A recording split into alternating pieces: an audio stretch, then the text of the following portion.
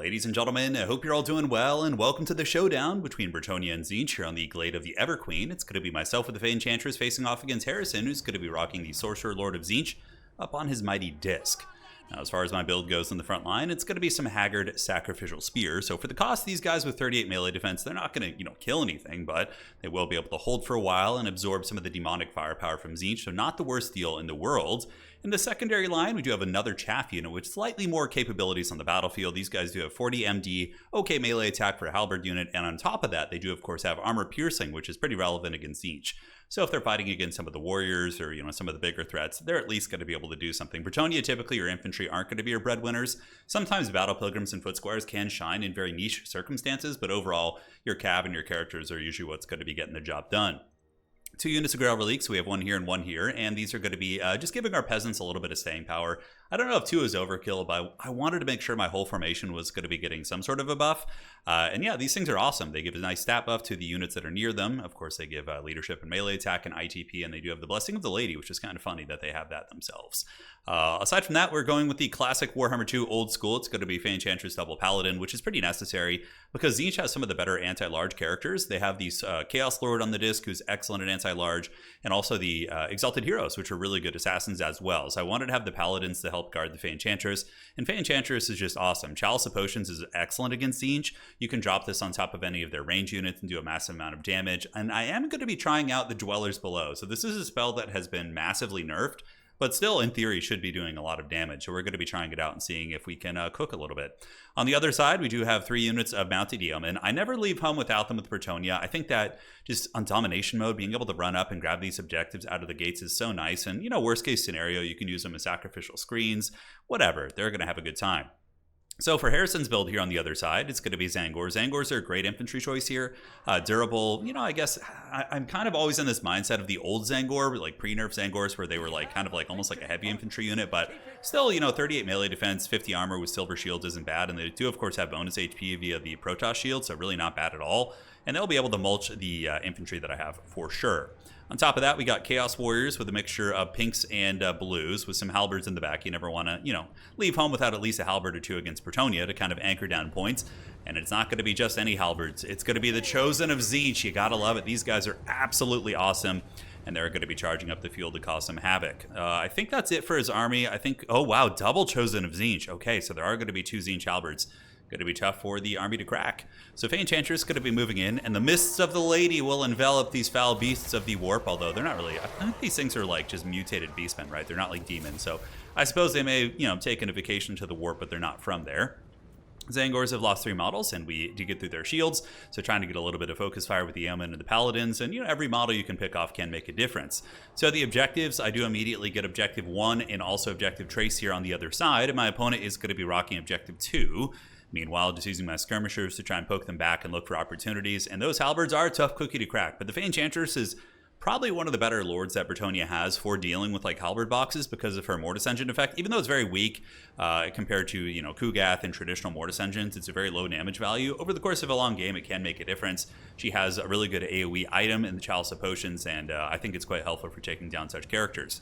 So the backfield, we are going to be calling out the Trebuchets of Bretonnia. So we do get the standard Trebs. Blessed Trebs are certainly decent against demonic factions, but just wanted to go very budget here.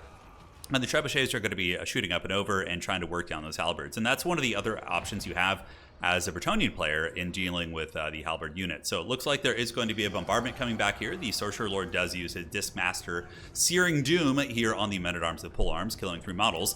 And it was pretty clear that he wanted to go back here and try and take down the field trebuchet, so I'm going to be running with my Mounted Yeoman, and he uses the pillar, which is pretty funny. So he ascends the spire.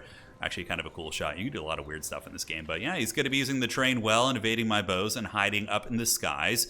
Meanwhile, the Tzeentch is going to be fighting over Objective 3, my formation going to be moving here, and this is a good fight for her here. She's going to be draining them with the Mortis Engine effect, the 2 Paladins. Even though they lack armor piercing, they'll still be able to drag down a couple Chaos Warriors here and there. It looks like the Chaos Warriors are going to be retreating from that character squad. They don't want any of that. And the Spears and the Grail Reliques are going to be taking up to make sure that the peasants don't just break and run at the first sight of scary Chaos Warriors. So just to make sure that he doesn't have complete dominance over the skies, I do call in the Royal Pegasus Knights.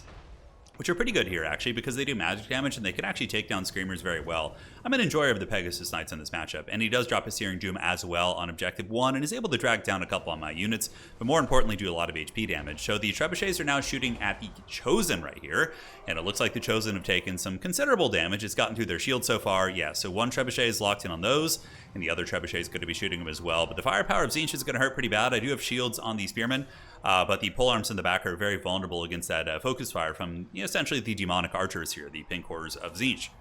So, advancing up are the Zangors, maybe feeling I'm a little bit kind of poorly defended back here, so we are going to be responding with some Cav. So the defenders of Fleur-de-Lis, it's a Knight Errant ROR, and I think they're pretty damn cost-effective against infantry units. Not so good against like bigger targets compared to things like Knights of the Realm, but 46 melee attack, a nice charge bonus, okay weapon strength. Should be able to fold up a Zangor, absolutely no problem. So here we do have the Tzeentch and company fighting against the Chaos Warriors, and we do use the Dweller's Blow here, and that actually ended up being okay. It just hit these Chosen of Tzeentch, the effect is going. And yeah, if that was the old Dweller's Blow, those guys would just be straight up KO'd. So you can see it does a bit, brings them down to about 70% HP.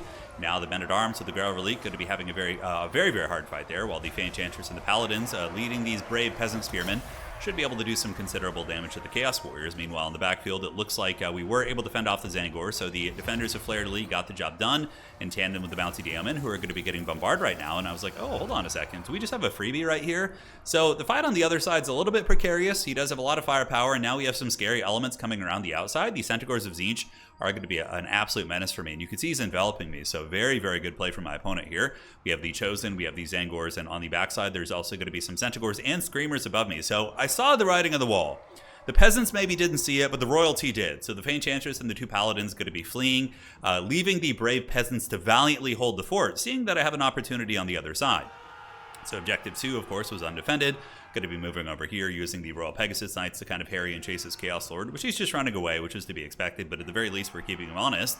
And now we have Centaurs of Tzeentch heading over to try and shut us down. So we will be committing the defenders, but he wisely retreats because the Pegasus Knights were overhead with the defenders of Fleur-de-Lis. That was going to be very tough. So we are up in points right now, but Tzeentch is going to be very firmly grabbing this objective. The Trebuchets are both still shooting, so we do have one Treb here firing away at the Chaos Warriors and the Chosen. But it looks like there's going to be some back pressure now. So the Chaos Sorcerer Lord is going to be riding back here and definitely wants to take down the Trebuchets. It's one of the better tools that I do have in dealing with the Chosen Halberds, because other than that, I mean, I have to throw Peasants into them or use the Tzeentch, and she only has a couple charges of the Chalice of Potions, right? So thinking about coming back here and trying to defend, but he does have the Staff, right? So the Chaos Sorcerer Lord does have the Staff of Change, who is able to summon some foul Chaos Spawn, and these Peasants are going to be sent running to the hills. Absolute massacres. They are hunted down by these foul beasts, these mutants of the old world, I should say. That's going to be a break right there, and the other field Trebuchet, thankfully, is going to stay online, but a nice usage of that Staff. So as far as the objectives go, Tzeentch does take control of Objective 3, having these very scary anchored elite units.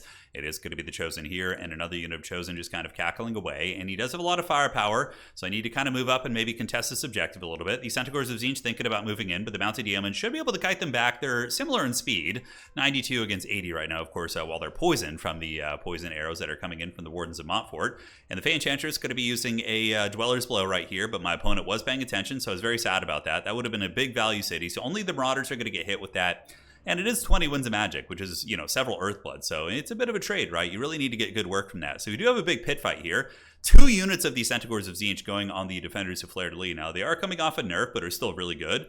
They basically got a cost increase. So they're a little bit more pricey to field, but overall, Centaurs of Tzeentch are still, I think, an auto-take against any of the armored Cav factions. And I really need those Pegasus Knights. However, my opponent did lapse in micro a little bit during all that, and we were able to get some decent HP off the Chaos Lord, and now an Intercept coming in, so it is going to be the big old scary Screamers against the Royal Pegasus Knights, and the Royal Pegasus Knights honestly should dunk on them pretty badly. 1600 gold, magic damage, anti-large, insane combat stats. I think they're awesome here. Look how badly the Screamers get wrecked. I barely took any damage. I think that the Royal Pegasus Knights have, they're barely even getting touched by these things, and they're just decimating them. So you see what I'm saying about them in this matchup, right? Like every Bretonnian player, all 3 of them, are afraid of the Screamers in this matchup, right? So the Royal Pegasus Knights, I think just having 1 in your build, you probably don't want to go more than that because they are really poor against the ground-based units. Although against Centaurs of Tzeentch, they can also perform by getting the charges, but those things are much harder to catch. But you can see how effective they were in that regard. Now on the other side, our polearms are still trying to push off the warriors. Imagine being these haggard beat up peasants. There's only a handful of you guys, and you have to charge into these mutated beastmen and these 8-foot tall warriors with halberds. I mean, God, how awful would that be? But Yeah, going to be a bit of a massacre here. The peasants are going to get absolutely pushed off the battlefield and routed into the Shadow Realm, but the Fey Enchantress is getting a pretty good fight here. I am up on value right now, and there is going to be some sort of a Searing Doom going down. Meanwhile, the defenders of Flare de Lis, the Fey Enchantress, and the two Paladins backed up by a Grail Relic, which is actually one of the reasons why these Wardens were fighting so long. Should have an okay trade here against some Marauders and the various chaff units. Grail Knights now being called out, so I just love using Grail Knights. I don't know how good they are in this matchup. This is one of the practice games I played before the Bretonnian SFT with Harrison, because it's my first time playing them in a long time, so just kind of testing the waters and seeing what works here.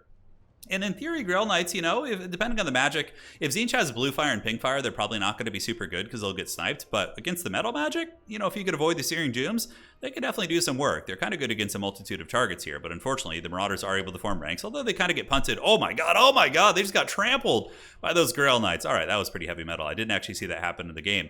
But really, really good Plague of Rust there. That's going to be an excellent one, putting their armor down to 60. So we're certainly going to be retreating away from that while the peasants try and form up to help. We do see the Great Bombardment coming in from Tzeentch, so it is going to be the army ability, which is going to be a bit of a whiff there, so it shouldn't do too much damage. And the Grail Knights did not lose too much HP, thankfully, so they will be able to retreat. But, you know, how are we going to get through these halberds, right? In the backfield, both of the trebuchets did come back online. The peasants that got chased off by the Chaos Spawn have returned, very, very brave. And the other field trebuchets are still shooting in now to the pink horrors, trying to wear down some of the range units. Although, in retrospect, I should have been staying on the halberds. So Grail Knights just looking for opportunities to, you know, try and find some goodies here, but it's been very tough trying to get out of the firepower range. The Royal Pegasus Knights back here, I believe I was chasing something and it ran off the map and then they kind of dropped their order, so it was my fault for not paying attention. They are going to be eating quite a bit of firepower here, but the Bretonnian Knights are going to be couching those lances, moving into the Centaurs of Tzeentch, and then retreating back here. Looks like I was trying to just get through the warriors, do a little bit of cycle charging while not getting caught in an overextended halberd position. I'm not quite sure what my game plan was there, but you know, live to fight another day is certainly it. So Men-at-Arms here getting punished by these Centaurs, and here we do have the Brave Halberd line as well as the Grail Knights now fighting against the Chaos Warriors, and I do have a second Grail Knight out. So it looks like I did end up getting two Grail Knights out of the battlefield, and they do have really good armor piercing. Grail Knights are able to cut through infantry. I mean, not as good as Grail Guardians, but I think that of the two choices, Grail Knights are better than the Guardians, simply because they're good against large, they're good against infantry, they're a more well-rounded unit that can kind of perform both roles, I would say well.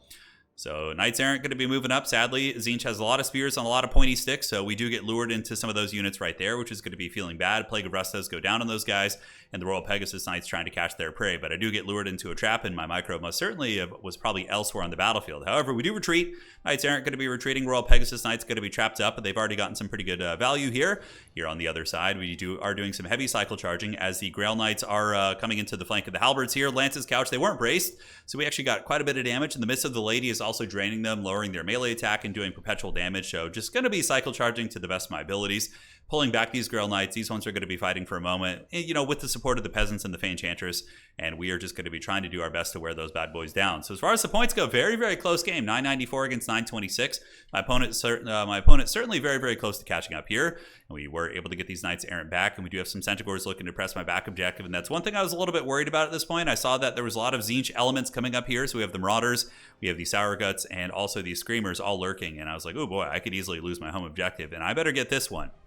So committing hard to the fight, but so is my opponent. We do have the Centaurs of Tzeentch on their way in, a Marauder Horseman as well. The Grail Knight's going to be retreating back while the Paladins and the Fey Enchantress continue to fight. But the Fey Enchantress did take a lot of damage against from those halberds, unfortunately, which he's already gotten 2,000 value, which is very good. And we actually end up trapping our opponent a little bit. So the Centaurs do overextend into the Grail Knights, and the Grail Knights are going to fold up these filthy cows pretty well. And you can see they do get sent back to the Shadow Realm, while the Fey Enchantress and her Mortis Engine keep trying to win this fight. But the capture weight here is very, very tough for me. I don't have a whole lot. Chosen finally broken, so just through brute force we were able to get those Chosen down. But you can see my opponent over the past couple minutes has been pulling a value lead, and I think one of the big reasons why the value lead took place is because of the Grail Knights. I mean, though they're doing decently, they have been giving up a lot of value, and also I lost the Pegasus Knights over here due to a lapse in micro on my part. So a couple things that are very, very dodgy. So a nice timing attempt from my opponent is going to be dropping a bombardment on the Men-at-Arms. Now remember, I do have some healing, but he also has Protoss healing as well.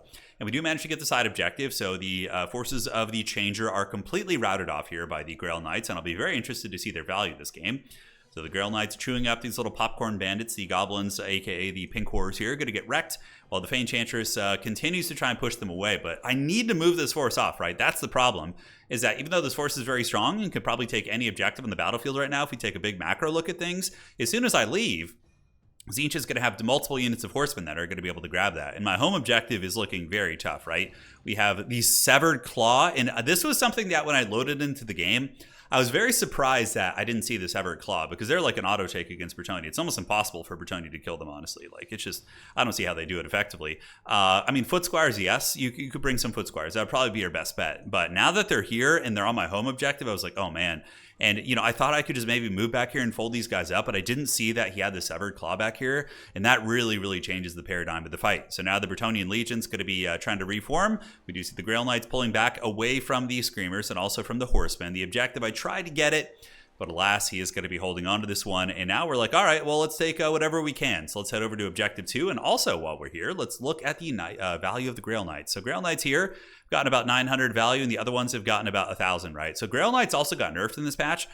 They lost, I believe, 800 HP. Was it 400 or 800? It was pretty considerable. That's not really a domination nerf. That's more of something that I think land battle players were calling for, because in land battle, understandably, without objectives, you know, infinite cycle charging and things like Hippogriff Knights, they both got nerfed. I can see there being more of an issue with that. Granted, it really did just hurt Bretonnia in domination mode, but not the end of the world. Bretonnia will, you know, still find ways to win. They're just Bretonnia is a faction that isn't a faction you can just pick up in Unga Bunga, right? Like, you can get high-level players just jumping onto like almost any of the Chaos factions and just being able to win games just with game knowledge and just the durability and some of the unique mechanics of those factions. But Bretonnia requires, in my opinion, a lot of game knowledge of that specific faction and their unique interactions to be able to win consistently at a very high level. That's why you almost never see them picked in like high-level tournaments, unless someone's like really a specialist with them, right? And there's not very many of those. But the Grail Knights here, unfortunately, getting picked apart by the Horsemen. We do have more spears arriving in, and you can see I'm not able to grab any of the objectives, really. The home objective, of course, belongs to Tzeentch. This objective here belongs to Tzeentch, and we did steal this one, so it did buy us a little bit of time, but it's basically, at this point, physically impossible. I did desperately call out a couple Yeomen. They actually did pretty good. They shot these Angors off, and also some of the Chosen, but at this point, I'm down on value as well. Although, if anything, it's probably pretty even on value, but he has battlefield control and has objective control. So that is going to be it, ladies and gentlemen. It was a really, really fun match. I think that game was potentially winnable. I'm trying to think what the big mistakes were. Losing the Pegasus Knights was a really big disaster. I just they were like pretty healthy, like 60, 70%, and they had done really well for me. And I just threw them away into a blob because I was so busy microing 2 Grail Knights on the other side and trying not to lose them. So I think that micro blunder cost me pretty bad. They got 1,500 value despite a horrific blunder, right? If I had kept them alive, they easily probably could have eclipsed 2,400 value. Grail Knights also, I mean, I think they went away. I think you cut the Grail Knights. They gave up a ton of value to my opponent, and Tzeentch just has such cost-effective anti-large.